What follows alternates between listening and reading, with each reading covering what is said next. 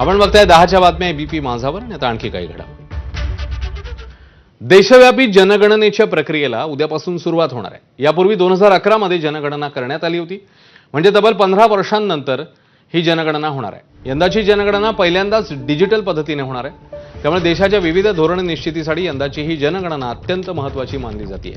यंदा जनगणना 2 टप्प्यात होणार आहे। दुसऱ्या टप्प्यात जातनिहाय जनगणना केली जाईल। विशेष म्हणजे लिव्ह इन रिलेशनशिपमध्ये राहणारे जोडपी आपले संबंध स्थिर असल्याचं मानत असतील तर त्यांना विवाहित मानलं जाणार आहे। तर जनगणनेच्या वेळी नागरिकांनी दिलेली संपूर्ण माहिती गोपनीय राहणार असल्याची हमी केंद्र सरकारने दिली आहे।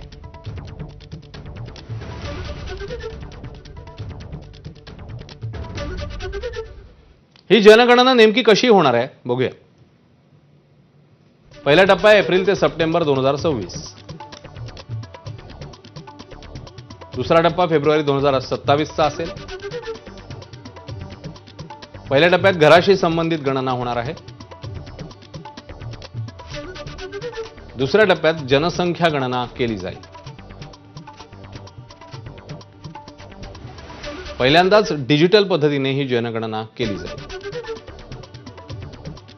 पहिल्यांदा स्वगणनेचाही पर्याय उपलब्ध आहे। जनगणना कर्मचारी घरोघरी जाऊन डिजिटल नोंद करतील।